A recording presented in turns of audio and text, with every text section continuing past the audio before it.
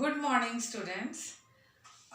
आज डिस्कस करेंगे हम about light reaction of photosynthesis. We know that कि फोटोसिंथेसिस बहुत एसेंशियल रिएक्शन है और ये पूरी रिएक्शन दो फेजेस में होती है। पहला फेज वो होता है जिसमें लाइट रिक्वायर होती है, that is called light reaction. और दूसरा फेज वो होता है जिसमें लाइट रिक्वायर नहीं होती है, that is called dark reaction. तो लाइट रिएक्शन की अगर बात करें तो इसको फोटोकेमिकल रिएक्शन भी कहते हैं, क्योंकि लाइट की प्रेजेंस में केमिकल रिएक्शंस होती हैं। साथ में इसको लाइट डिपेंडेंट रिएक्शन भी कहते हैं। इसको जो है स्टार्ट करें अगर हम, तो जो क्लोरोप्लास्ट होता है उसमें जो ग्रेना रीजन होता है उसके थाइलाकॉइड्स में ये रिएक्शन होती है, लाइट रिएक्शन।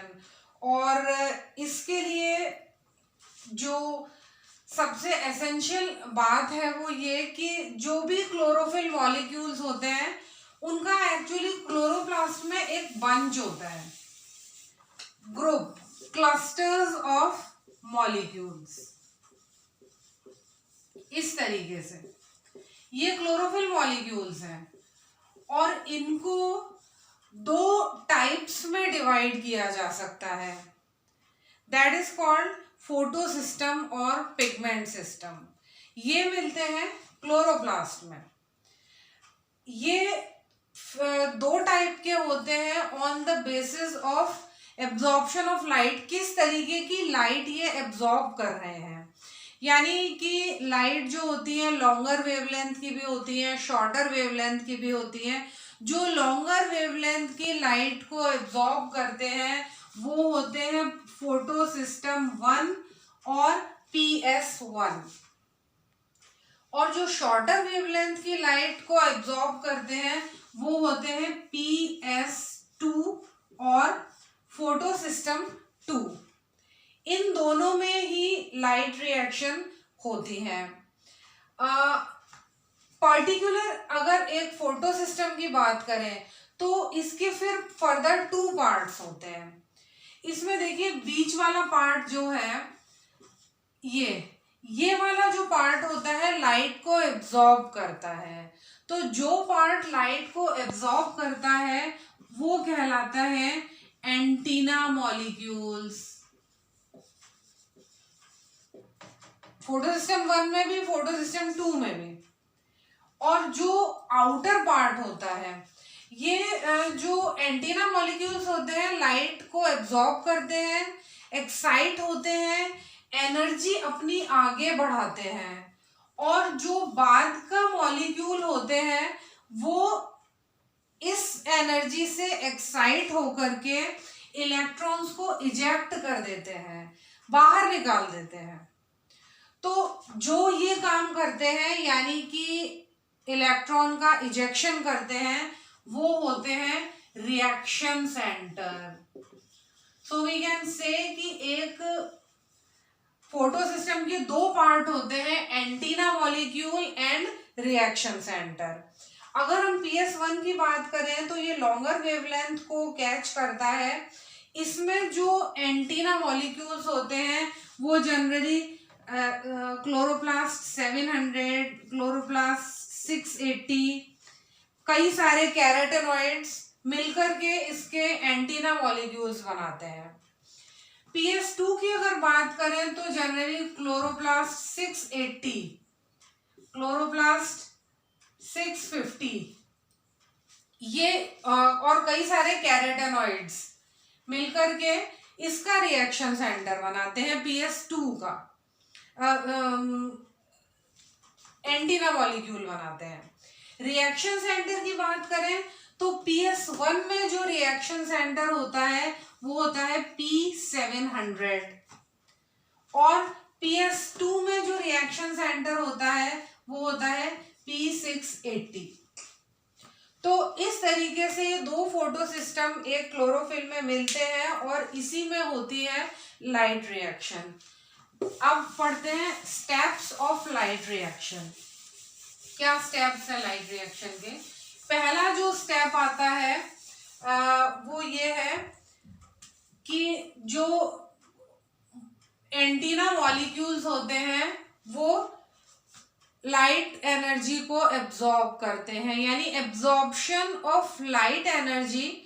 और उससे क्या होता है, क्लोरोफिल मॉलिक्यूल एक्साइट होता है और अपना इलेक्ट्रॉन इजेक्ट कर देता है। तो जो लाइट रिएक्शन स्टार्ट होती है ये एक्चुअली होती है PS2 से। PS2 का एंटीना मॉलिक्यूल जो होता है ये लाइट एब्जॉर्प्शन को लाइट को एब्जॉर्ब करके, और इसका रिएक्शन सेंटर जो कि है P680, उससे इलेक्ट्रॉन इजेक्ट आउट हो जाता है। तो this one is the first step, absorption of light and ejection of electron through chlorophyll. Second step में ये जो इलेक्ट्रॉन है ये जो थाइलाकोइड मेम्ब्रेन होती है उसके पास जो ल्यूमन होती है क्लोरोप्लास्ट की, वहां पर होते हैं water molecules. In water molecules को स्प्लिट कर देता है ये इलेक्ट्रॉन, और वो स्प्लिट हो जाता है हाइड्रोजन आयन में, साथ में इलेक्ट्रॉन निकलते हैं और ऑक्सीजन लिबरेशन होता है। ये जो रिएक्शन होती है ये मैग्नीज और क्लोरीन आयन की प्रेजेंस में होती है, उनकी प्रेजेंस में ये काम होता है। इसमें जो ऑक्सीजन यहाँ लिबरेशन हुआ है, लिबरेशन ऑफ ऑक्सीजन, ये मोस्ट ऑफ द पार्ट इसका एनवायरनमेंट में रिलीज कर दिया जाता है, और कुछ पार्ट जो होता है वो रेस्पिरेशन के काम में आ जाता है। इसके अलावा बचते हैं यहाँ पर हाइड्रोजन आयन और इलेक्ट्रॉन्स। अब ये जो इलेक्ट्रॉन्स होते हैं ये आगे चल के इलेक्ट्रॉन रिसेप्टर के पास जाते हैं, यानी कि इनमें एनर्जी है इन इलेक्ट्रॉन्स में, तो ये फर्दर आगे इनको एक इलेक्ट्रॉन एक्सेप्टर एक्सेप्ट कर लेता है। वो होता है आयरन सल्फर प्रोटीन।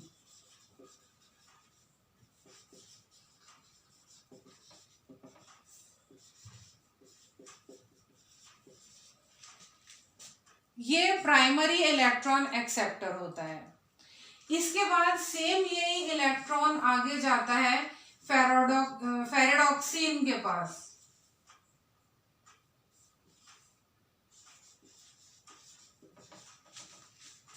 इन दोनों में इस तरीके से एक्चुअली इलेक्ट्रॉन के आगे बढ़ने से एनर्जी रिलीज होती है, थोड़ी थोड़ी एनर्जी रिलीज होती रहती है।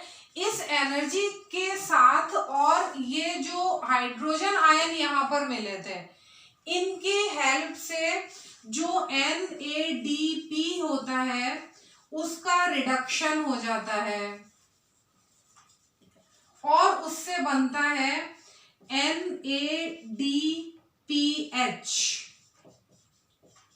Plus H+।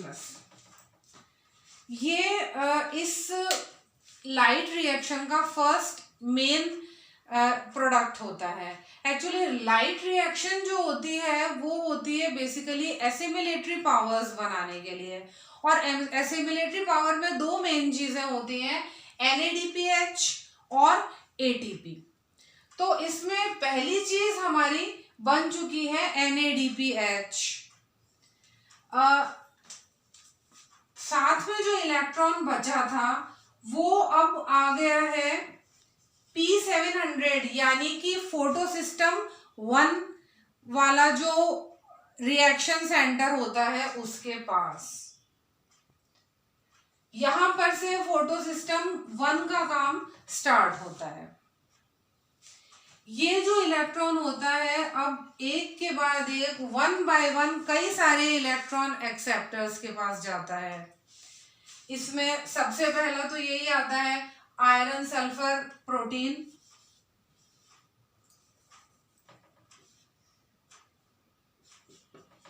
देन उसके पास अगेन ये जाता है फेरेडॉक्सिन के पास, वहां से ये जाता है साइटोक्रोम बी के पास, देन उसके बाद ये जाता है साइटोक्रोम B6 के पास, देन उसके बाद जाता है साइटोक्रोम F के पास, और उससे जाता है, उसके बाद जाता है प्लास्टोसाइनिन। ये सारे इलेक्ट्रॉन एक्सेप्टर्स होते हैं। इसमें सीरीज से एक के बाद एक वही इलेक्ट्रॉन सेम पास आउट हो रहा है, और फाइनली ये जो इलेक्ट्रॉन होता है ये P700 के पास वापस आ जाता है। यहां पर जब इलेक्ट्रॉन साइटोक्रोम B6 से साइटोक्रोम F के पास जब ट्रांसफर होता है, एट दैट टाइम पर जो एनर्जी रिलीज होती है उससे एडीपी मॉलिक्यूल कन्वर्ट हो जाता है एटीपी में। और एक्चुअली लाइट की प्रेजेंस में एडीपी का एटीपी में कन्वर्जन, ये फोर्थ स्टेप होता है लाइट रिएक्शन का, that is phosphorylation. First step हुआ क्लोरोफिल मॉलिक्यूल का एक्साइट होना, सेकंड स्टेप हो गया फोटोलाइसिस, जो वाटर मॉलिक्यूल था लाइट की प्रेजेंट में स्प्लिट हुआ, इसको कहा गया फोटोलाइसिस। देन थर्ड स्टेप था NADPH फॉर्मेशन, और ये फोर्थ स्टेप होता है फॉस्फोरिलेशन। इन 4 स्टेप से मिलकर के एसिमिलेटरी पावर बनी ATP एंड NADPH और लाइट रिएक्शन हुई। अब अगर यहाँ पर हम ये फॉस्फोरिलेशन की बात करें तो आप ये देख रहे हैं कि यहाँ पर ये जो इलेक्ट्रॉन है ये P680 से निकला है और वापस आया है ये P700 के पास। तो ये जो रिएक्शन थी ये थी नॉन साइक्लिक फॉस्फोरिलेशन, जो PS2 में हो रही है, PS1 में नहीं हो रही है। लेकिन वही मॉलिक्यूल इलेक्ट्रॉन आगे भी बढ़ रहा है, तो PS2 में दोनों टाइप की रिलेशन फॉस्फोरिलेशन मिल रहा है। देखिए आगे जब यहाँ से आगे फर्दर ये PS1 की साइकिल स्टार्ट हुई है, तो जो इलेक्ट्रॉन PS7 से निकल रहा था वो वापस PS700 के पास ही आया है। ये थी साइक्लिक फॉस्फोरिलेशन।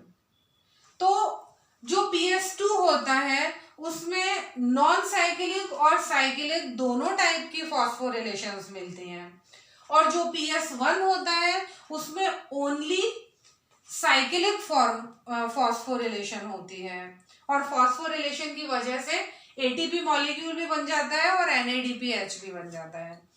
एक और चीज इसमें यहाँ हमको देखने को मिल रही है कि ये जो इलेक्ट्रॉन है ये एक प्रॉपर तरीके से एक के बाद एक इलेक्ट्रॉन एक्सेप्टर के पास जा रहा है, यानी कि एक चेन बन रही है। एक सिस्टमैटिक वे में इलेक्ट्रॉन्स का ट्रांसपोर्टेशन हो रहा है। ये सिस्टम कहलाता है ETS, stands for electron transport system. तो वी कैन से कि इलेक्ट्रॉन ट्रांसपोर्ट सिस्टम के थ्रू जो एनर्जी रिलीज होती है वो ATP फॉर्मेशन के काम में आती है। तो ETS is also important part of light reaction. तो नाउ वी कैन सी के फॉस्फोरिलेशन PS2 और PS1 दोनों के कंबाइन साइकिल और नॉन साइकिल फॉस्फोरिलेशन की वजह से एसिमिलेटरी पावर्स बनी, और here light reaction is completed. Thank you.